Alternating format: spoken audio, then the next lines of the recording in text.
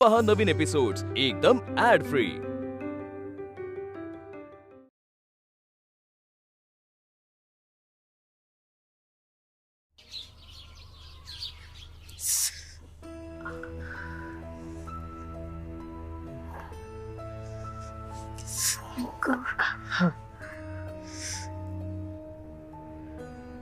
मुक्ता जर तिकडे येळेवर पोहोचली नसती तर काय झालं असतं? आणि छोट्या मालकांच्या जीवाला काय झालं असतं तर कधीच स्वतःला माफ करू शकलो नसतो। चल मुक्ते, हळदीचा लेप लावते। चल आई थांब, मी लावते ना। चल चल।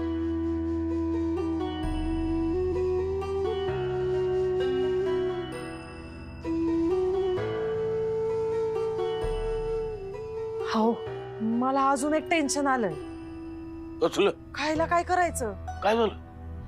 पीठ संपलंय काय? चपात्याचं नाहीये, भाकरीच आहे। पण पिठलं भाकरी खातीन का ते?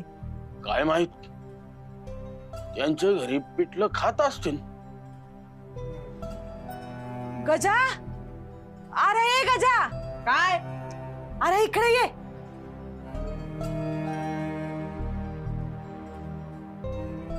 मला सांग, छोटे मालक घरी काय काय खात्यात र? लय भारी भारी खात्यात। गुलाबजामुन, पनीरची भाजी, फुगलेल्या चपात्या, श्रीखंड तर रोजच असतं ताटात। मग पिठलं करू का नको? कर ना, साखर घालून कर।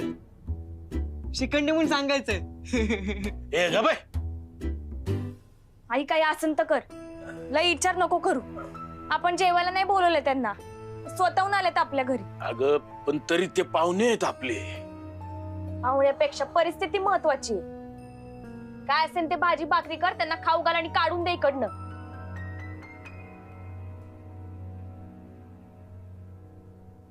अगं बाई,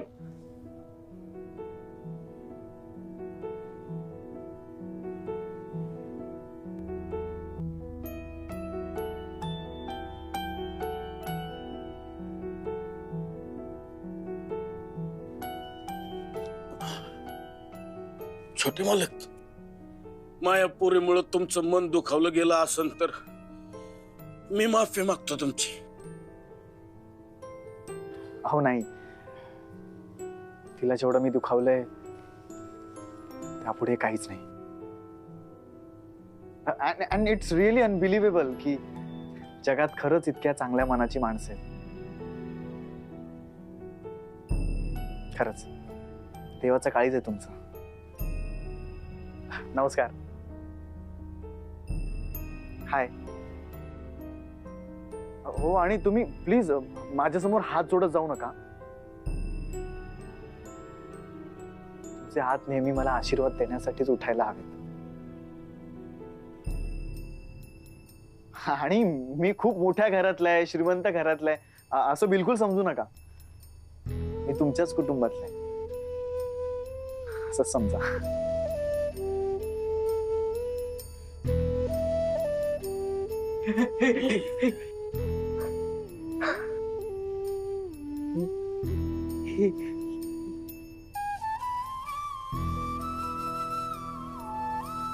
आणि माझ्या जेवणाचं तर टेन्शनच घेऊ नका। तुम्ही जे बनवाल ना त्यातले 2 घास मला दिले तरी चालते। प्रेमानं, आपुलकीनं जेवढं मिळेल ना तेवढं पुरेसं असेल माझ्यासाठी। छोटे मालक, आम्ही तुम्हाला उपाशी नाही ठेवणार। घासातला घास देऊ, पण तुमच्यासाठी चांगलं काय नाही बनवू शकत आम्ही। हो, मला नकोच आहे, आणि वेगळं काही करू नका ना। मी म्हणालो ना, तुम्ही जे बनवाल त्यातले 2 घास मला द्या। बरोबर कुसुम, हा, मी भाकऱ्या थापायला घेते। हा, चल ग बघते।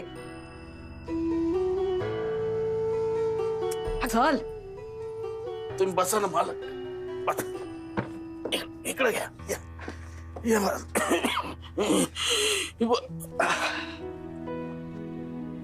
तुम्ही तिथं कशाला बसलो? No problem, no problem. जमिनीवर राहायला आवडतं मला.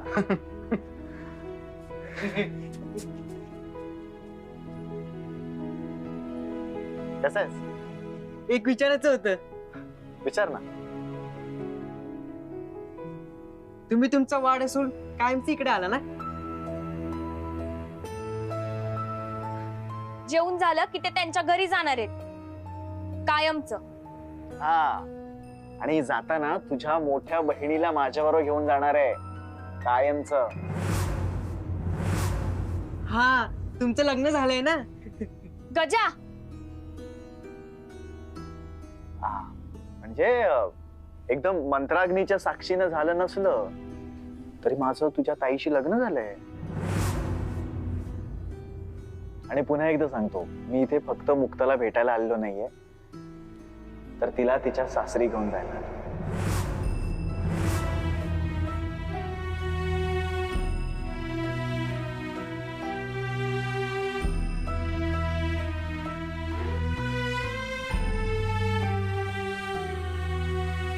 पण जबरदस्तीनं किंवा तिच्या मनाविरुद्ध नाही.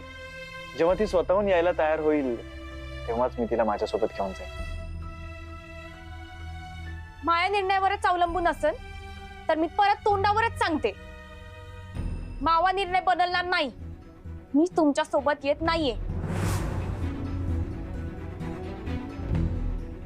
तुम्ही जेवा आणि रस्त्याला लागा.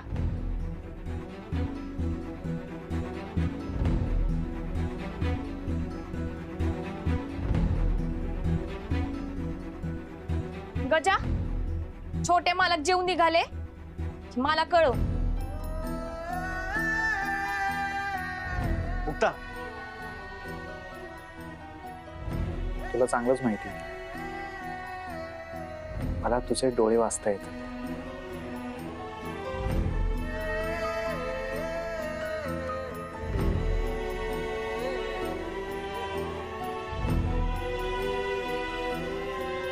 आणि आताही तुझे डोळे काहीतरी वेगळंच बोलते.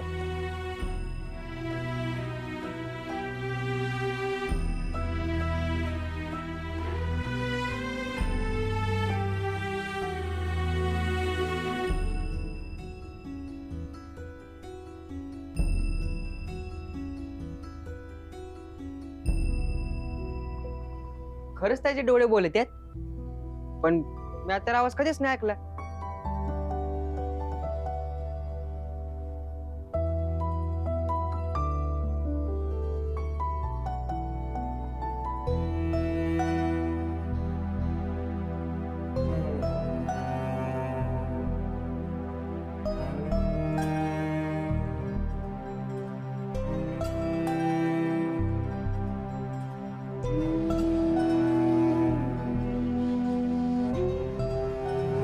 खूप प्रेम करतो अगं तुझ्यावर.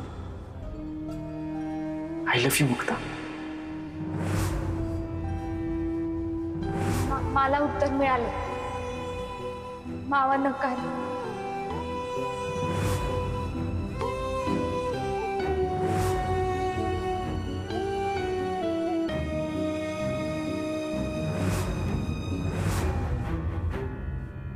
तुझ्या कपाळाला कुंकू लावणं हे तुझ्या लेखी जरी चूक असलं तरी माझ्यासाठी तो माझ्या आयुष्याचा सर्वात महत्वाचा निर्णय होता. मी इथे फक्त मुक्ताला भेटायला आलेलो नाही, तर तिला तिच्या सासरी घेऊन जायला.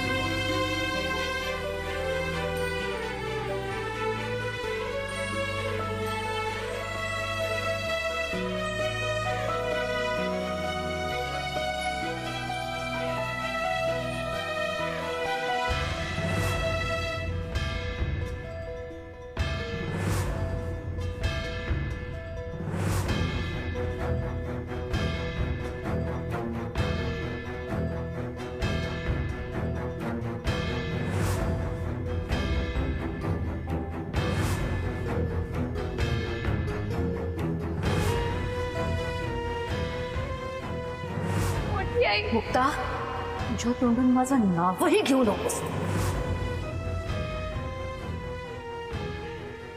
ते म्हणाले की माझ्या निर्णयावर अवलंबून आहे आणि माझ्या डोळ्यात पण नकार दिसत नाही तोपर्यंत छोटे मालक घरातून जाणार नाही.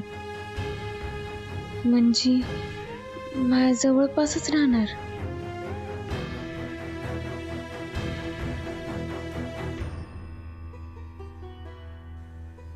हे इकडे कसे राहणार? आयुष्य आरामाची सवय असलेला माणूस आमच्या घरी राहूच शकणार नाही. ते 2 दिवसातच परत जाते, नाहीतर कोणीतरी त्यांना शोधत येईल आणि घेऊन जाईल. कसेही वागले त्यांचं कुटुंब त्यांना परत जवळ करणार. रक्ताची नाती अशी सहजासहजी तुटू शकत नाही. पण देवी आई, तोपर्यंत काही चुकीचं घडू देऊ नको. हा,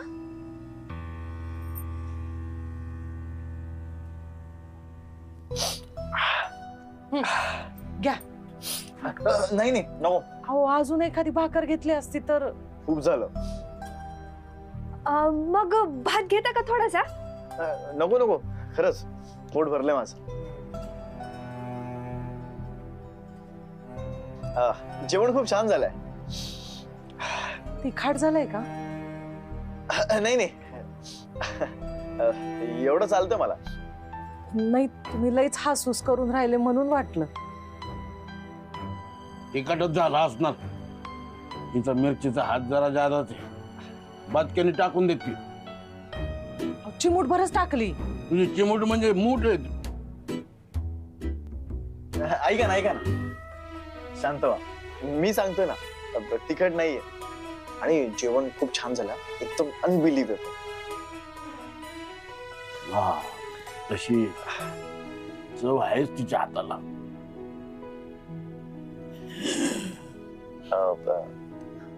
काय?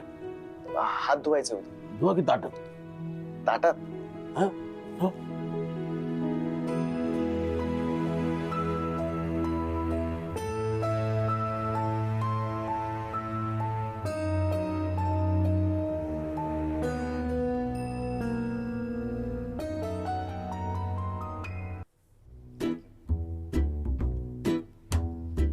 छोटे मालक, हा? तुम्ही घरी नाही गेले तर कुठे राहणार? परत परत तेच काय विचारतोय. ते छोटे मालक, तुम्ही आमचे पाहुणे म्हणून तुम्ही इथून निघून जा असं तर आम्ही म्हणणार नाही. पण थांबा असं तरी कसं म्हणायचं कळत नाही. या आमच्या घरात हे छत आणि या भीती, हे सोडलं तर दुसरं काहीच नाही. पण मला काहीच हरकत नाहीये.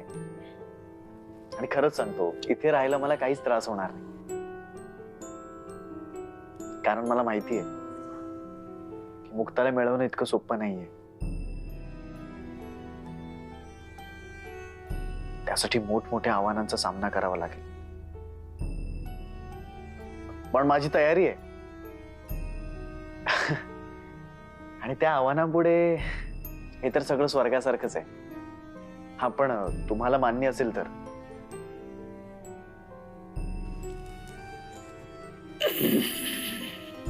काय मान्य असेल तर? 1 दिवसाचा पाहुणा म्हणून मान्य आहे मला. पण जावई म्हणून कसं मान्य करायचं? अहो, हे घर बघा, हे कापड बघा, ती भांडी बघितलीत मी. सगळा कसा अवतार आहे. आणि अशा घराचं तुम्ही जावई. नाही मालक, अहो तेल आणि पाणी कधीच एकमेकात मिसळत नाही हो.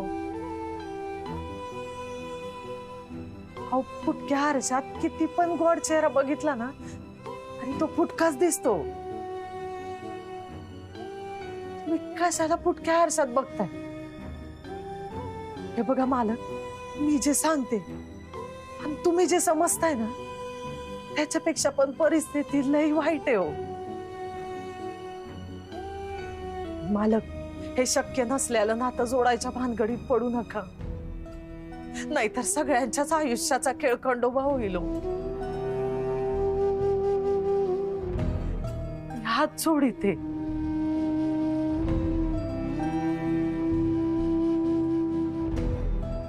आमच्याकडे तर तुमच्यासारख्या पाहुण्यांना राहण्यासाठी खोली पण नाहीये.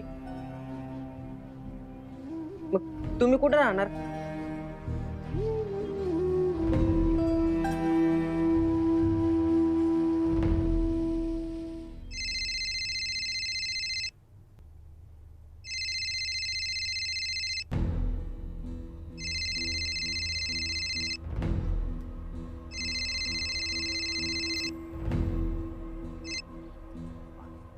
हा दादा बोला. घरी परत कधी येणार आहेस? इथे तुझी आई, घरातली सगळी माणसं चिंतेत आहेत. कधी येणार आहेस परत? दादा मी घरी येतोय परत, पण मुक्ताला सोबत घेऊन येतो. माझ्या बायकोला माझ्यासोबत घेऊन येतोय.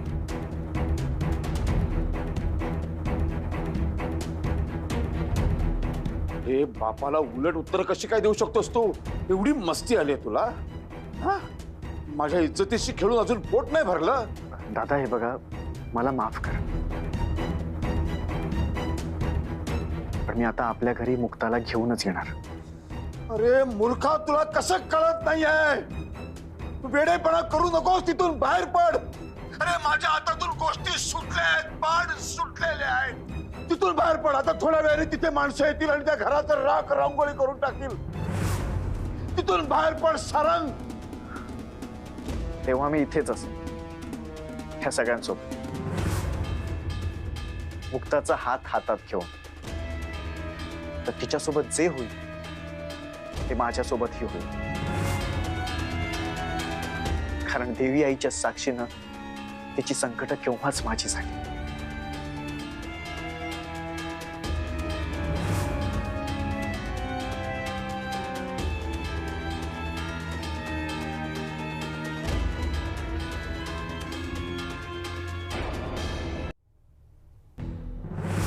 तर तिच्यासोबत जे होईल ते माझ्यासोबतही होईल.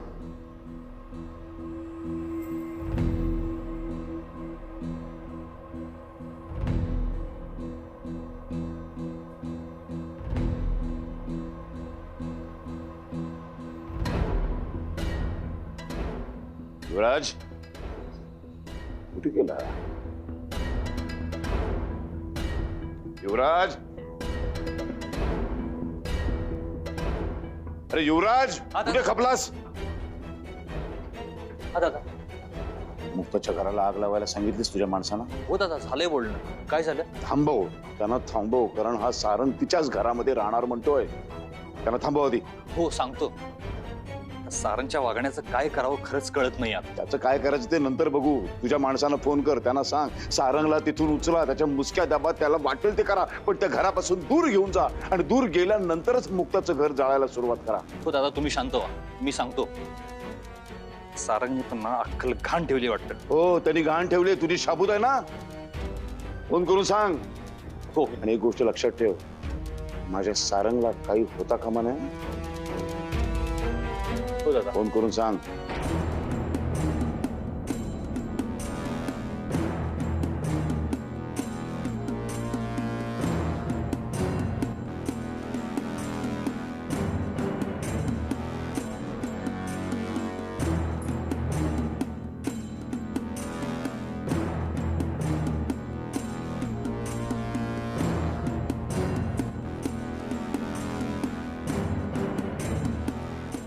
युवराज,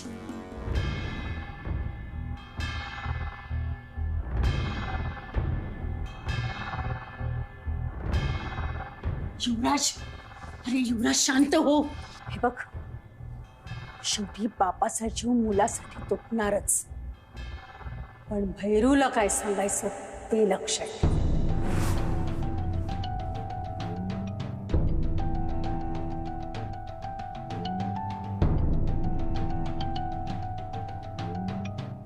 भैरू,